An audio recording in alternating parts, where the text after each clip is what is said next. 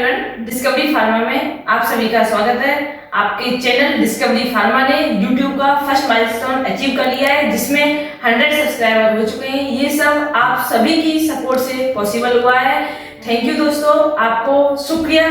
और आप हमारे वीडियो अपने फ्रेंड्स को भी शेयर कर सकते हैं और हमारे वीडियो को लाइक करते रहें, शेयर करते रहें और सब्सक्राइब भी करते रहें। तो आज के वीडियो में हम आपको बताने जा रहे हैं फार्मेसी के ऊपर कि फार्मेसी क्या है, उसमें कौन कौन से कोर्स होते हैं, क्या फीस स्ट्रक्चर होता है, क्या स्कोप है फार्मेसी का, पूरा वीडियो में हम आपको आज बताएंगे। तो बने रहिए हमारी वीडियो में। तो स्टार्ट करते हैं। Pharmacy, what is pharmacy? Pharmacy is the study of medicine. Medicine के बारे में बताया जाता है। इसमें कैसे वो सिंथेसिस, उनकी केमिस्ट्री, इंटरेक्शन, फार्माकोलॉजिकल एक्शन, ये सारी चीज़ें एक क्वालिफाइड फार्मासिस्ट को पता होनी चाहिए। तो फार्मेसी जहाँ भी वर्ड आएगा वहाँ पर मेडिसिन से ही रिलेटेड जो भी है उसका पूरा बताया जाता है फार्मेसी के अंदर में। फार्मेसी में जो कोर्स होते हैं उनके बारे में बात करते हैं। Course and duration second point आपका आता है। तो पहला कोर्स जो होता है वो होता है diploma. Diploma in pharmacy is D pharma, जो कि 3 साल का कोर्स होता है। सेकंड होता है B pharma. B pharma means bachelor of pharmacy, जो कि आपका होता है 4 साल का कोर्स होता है। थर्ड आता है आपका M pharma. M pharma means master of pharmacy, जो कि आपका 2 साल का कोर्स होता है। ये आपका पोस्ट ग्रेजुएशन है। फोर्थ नंबर है doctorate in pharmacy means pharma D, 6 year course होता है। तो स्टार्ट करते हैं पहले बी फार्मा के बारे में। बी फार्मा के बारे में आपको हम डीप नॉलेज देते हैं कि बी फार्मा की क्या एलिजिबिलिटी होती है, क्या क्राइटेरिया, कौन कौन से कॉलेज में एडमिशन लेना चाहिए, फीस स्ट्रक्चर क्या होता है, और आफ्टर बी फार्मा स्कोप बताना है, और करियर एंड जॉब्स कितना सैलरी मिलता है। तो फर्स्ट टॉपिक आपका आता है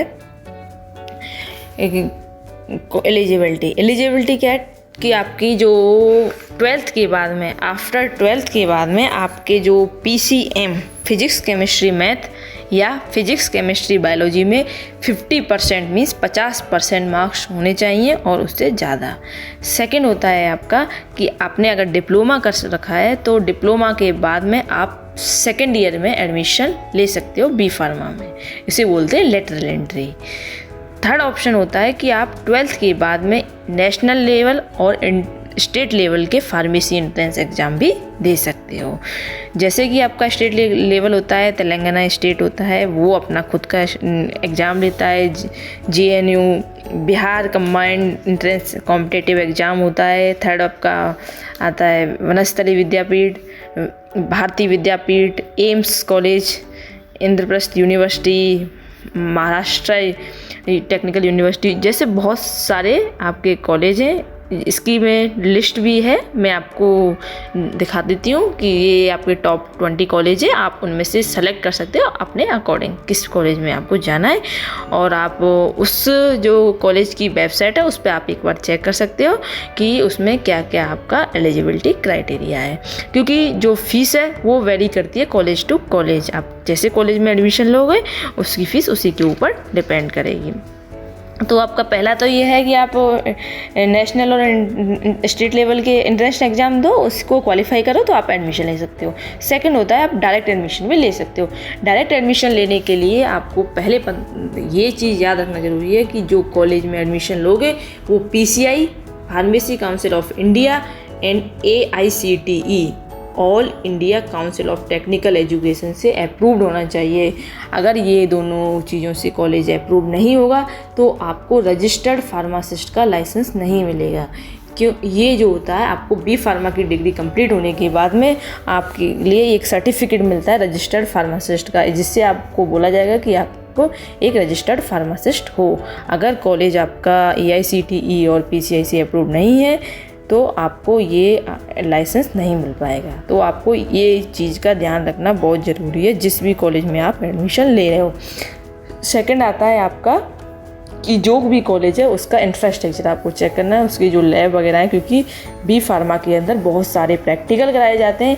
प्रैक्टिकल कराए जाएंगे तो आपको नॉलेज मिलेगा। अगर आपको प्रैक्टिकल नहीं होंगे, डायरेक्ट आपने जैसे भी कहीं से भी डिग्री ले ली तो इससे आपको प्रॉब्लम होगी बाद में इंटरव्यू क्लियर करने के लिए। तो आप जिस भी कॉलेज में एडमिशन लो उसका इंफ्रास्ट्रक्चर, लैब वगैरह में इंस्ट्रूमेंट, इक्विपमेंट वगैरह है नहीं है, वो सारी चीज़ों का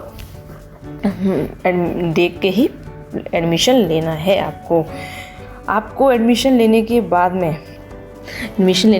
में आपको उधर फ़ीस का भी पता कर लेना है, क्योंकि जो फ़ीस है बी फार्मा में किसी कॉलेज में 40,000 तो 1 लाख तक वेरी करती है। वो कॉलेज के ऊपर डिपेंड करता है कि आप किस कॉलेज में एडमिशन ले रहे हो। ट्राई करना गवर्नमेंट कॉलेज में अगर हो जाता है तो बेटर है, क्योंकि गवर्नमेंट कॉलेज की फ़ीस कम होती है as compare to private college.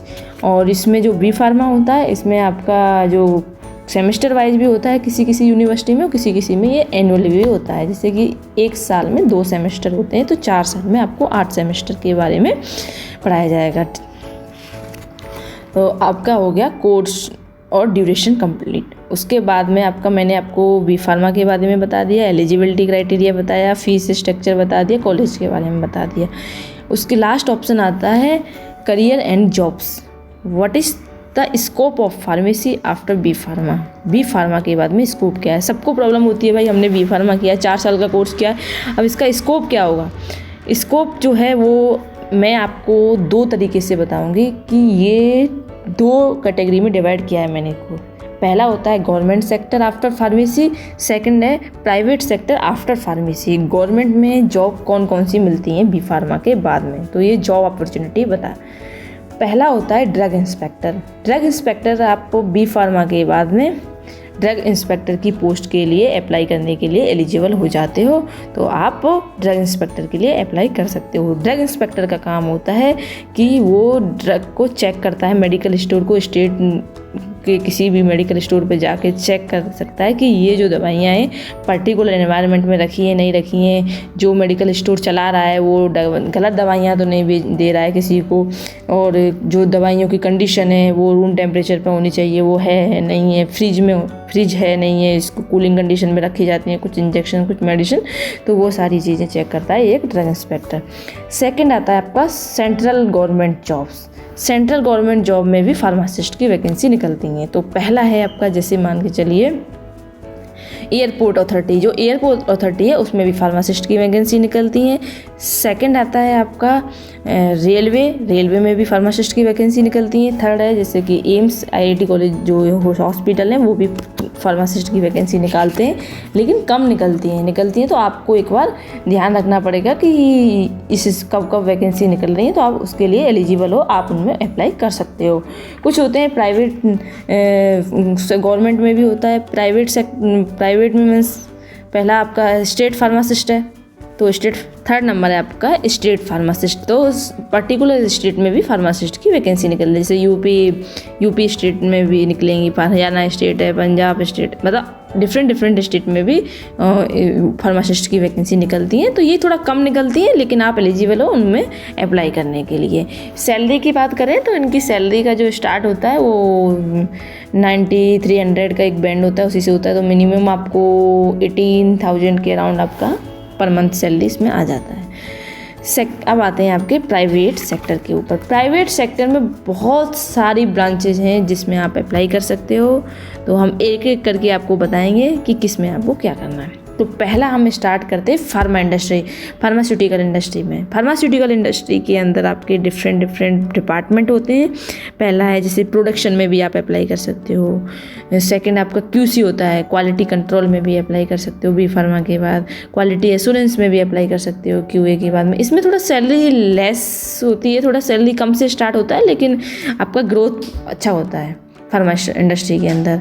Second आता है आपका मार्केटिंग में भी आप अप्लाई कर सकते हो अगर आपका इंटरेस्ट है। तो मार्केटिंग में मेडिकल रिप्रेजेंटेटिव की पोस्ट पे जाते हैं, जिसे बोलते हो MR। इसमें सैलरी बहुत अच्छी होती है और ग्रोथ भी काफ़ी अच्छी होती है। इसमें क्या होता है, MR की जॉब में आपको किसी भी कंपनी की जो मेडिसिन है या ड्रग है उसको जाके डॉक्टर के पास में जाना पड़ेगा, अपनी दवाई के बारे में बताना पड़ेगा, और वो सेल करने का तरीका है कि अपनी मेडिसिन को ज़्यादा से ज़्यादा जगह पर आप सेल कर सकते हो। तो आपको इंसेंटिव्स भी बहुत अच्छा मिलता है और आपके लिए फॉरेन ट्रिप भी लग सकता है अगर आप अच्छी कंपनी में MR की पोस्ट कर रहे हो, क्योंकि MR की जो पोस्ट है वही एक ऐसी पोस्ट है आप अच्छा पैसा कमा सकते हो। वो आपके स्किल्स के ऊपर डिपेंड करेगा और आपकी नॉलेज के ऊपर भी बहुत डिपेंड करता है। तो ये हो गया आपका मार्केटिंग सेक्टर। मार्केटिंग हो गया, फार्मा इंडस्ट्री हो गया, उसके बाद में आपकी आती है फार्माकोविजिलेंस। फार्माकोविजिलेंस में भी बी फार्मा के बाद अप्लाई कर सकते हो। उसमें क्या होता है फार्माकोविजिलेंस में, जैसे कि कोई नई न्यू मेडिसिन बन के आई तो वो मार्केट में आती है, तो जो दवाई आई है उसमें क्या साइड इफ़ेक्ट आ रहे हैं, क्या उसमें कोई प्रॉब्लम तो नहीं हो रही है मार्केट में जो दवाई आई है, क्योंकि कंपनी को नहीं पता है। तो ये जो फार्माकोविजिलेंस वाले हैं वो सारी इन्फॉर्मेशन कंपनी को प्रोवाइड करते हैं, तो वहाँ पे भी आप बी फार्मा वाले लोगों को लेते हैं, तो आप उस वाले सेक्टर में भी बी फार्मा के लिए अप्लाई कर सकते हो, जिसे बोलते हैं फार्माकोविजिलेंस। 4th नंबर आता है मेडिकल कोडिंग। मेडिकल कोडिंग में क्या होता है, मेडिकल कोडिंग भी बहुत अच्छा ऑप्शन है, अगर जो लड़कियां हैं गर्ल्स के लिए बहुत सही रहता है। मेडिकल कोडिंग में काम क्या रहता है मैं आपको बताती हूँ। मेडिकल कोडिंग में जैसे कि कोई भी कंपनी है वो मेडिकल इंश्योरेंस देती है लोगों के लिए, तो जैसे मेडिकल इंश्योरेंस आपको मिलता है, तो आपकी फैमिली में किसी को भी प्रॉब्लम आई तो जो मेडिकल इंश्योरेंस का आप सर्टिफिकेट लेके किसी भी हॉस्पिटल में अपना एडमिट करा सकते हो अपनी फैमिली में किसी भी मेंबर को जो भी है।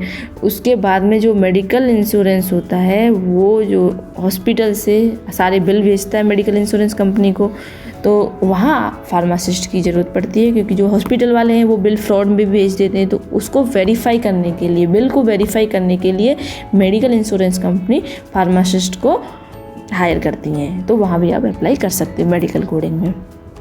आपका एक आता है मेडिकल स्टोर भी खोल सकते हो, ये आपकी एक बिजनेस होता है। मेडिकल स्टोर होलसेल में आपके पास में रजिस्टर्ड फार्मासिस्ट का लाइसेंस तो होता ही है, तो आप अपना मेडिकल स्टोर भी खोल सकते हो।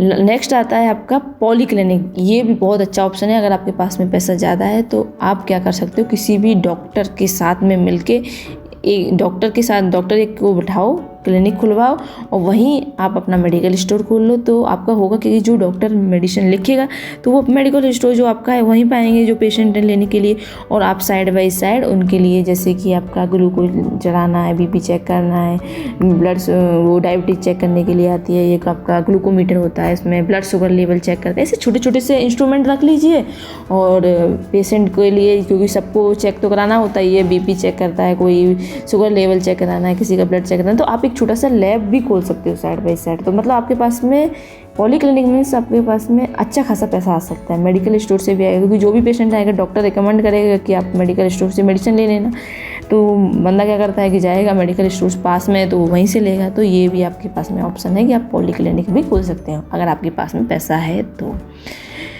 नेक्स्ट ऑप्शन आता है टीचिंग में भी जा सकते हैं। जो बी फार्मा वाले लोग होते हैं वो डी फार्मा को पढ़ाने के लिए जाते हैं, लेकिन आजकल मास्टर्स की ज़रूरत पड़ती है, तो टीचिंग ना करके तो आप एम फार्मा भी कर सकते हो, वो आपके ऊपर डिपेंड करता है। लास्ट ऑप्शन में हमने रखा है हायर क्वालिफिकेशन। अगर आपको हायर एजुकेशन मतलब आपको अगर आगे पढ़ने का मन है तो आप वो भी कर सकते हो। हायर क्वालिफिकेशन, हायर एजुकेशन में क्या आता है, सबसे पहले आता है आपका M pharma, masters in pharmacy, B pharma के बाद में आप एम फार्मा भी कर सकते हो। सेकंड आता है फार्मा एमबीए, ये भी बहुत अच्छा ऑप्शन है। अगर आपका मैनेजमेंट में इंटरेस्ट है तो आप फार्मा एमबीए करिए, ये आपके लिए बहुत सही ऑप्शन है, क्योंकि जो हॉस्पिटल होते हैं उसमें फिर आप मैनेजमेंट की पोस्ट पे चले जाओगे, जैसे कि अपोलो हॉस्पिटल है या फिर कोई प्राइवेट हॉस्पिटल है, उसमें आप मैनेजमेंट की पोस्ट पे जा सकते हो आफ्टर फार्मा एमबीए कंप्लीट करने के बाद में। एम फार्मा करने के बाद में आपके लिए पर्टिकुलर सब्जेक्ट हो जाएगा जिसमें आपका इंटरेस्ट है। जैसे आप स्यूटिक्स से करना चाहते हैं तो एम फार्मास्यूटिक्स से करें, केमिस्ट्री से करना चाहते हैं फार्मास्यूटिकल केमिस्ट्री से करें, फार्माकोग्नोसी से भी कर सकते हैं, फार्माकोलॉजी से भी कर सकते हैं। आप आपके अपने इंटरेस्ट के अकॉर्डिंग आप एम फार्मा भी कर सकते हो। इसके लिए आपको जीपेट क्वालिफाई करना पड़ेगा। जीपेट होता है ग्रेजुएट फार्मेसी एप्टीट्यूड टेस्ट, या फिर आप डायरेक्ट एडमिशन भी ले सकते हो। ये आपके ऊपर डिपेंड करता है कि आपको कौन से कॉलेज से जाना है। फार्मा एमबीए के लिए भी आप कैट का एग्ज़ाम है, वो भी आप क्वालिफाई करके फार्मा एमबीए में एडमिशन ले सकते हो। लास्ट ऑप्शन होता है आप मास्टर्स फ्रॉम एब्रॉड, मतलब बाहर से भी मास्टर्स कर सकते हो, एमएस वगैरह, जैसे कि जिसका फॉरेन कंट्री में जाने का मन है, स्टूडेंट फार्मा डी कर सकता है वो, और वो अमेरिका में सेटल हो सकता है। ये सारे कोर्स मैंने आपको बता दिए, लेकिन फार्म एमएस करने के लिए आपको जीआरई ट्रफल के एग्ज़ाम देने पड़ते हैं। ये मैंने आपको एक छोटे से व्यू में बताया है, क्योंकि वीडियो बहुत लंबा हो जाएगा, लेकिन मैं इन सब के बारे में एक छोटा छोटा वीडियो बनाऊंगी, सबके बारे में आपको डीप नॉलेज देने के लिए। आपका जो मन है आप अपने इंटरेस्ट के अकॉर्डिंग सब्जेक्ट चूज करें और अपने ही इंटरेस्ट के अकॉर्डिंग कंपनी सेलेक्ट करें। लेकिन जो भी कंपनी में जाए, छोटी कंपनी में जाओगे तो आपकी सैलरी थोड़ी कम से स्टार्ट होगी, लेकिन आप बड़ी कंपनी में अप्लाई करते हो तो आपके लिए सैलरी और ग्रोथ के चांसेस ज़्यादा रहते हैं। Thank you for watching the video. Please हमारे वीडियो को लाइक करें, शेयर करें, कमेंट करें और सब्सक्राइब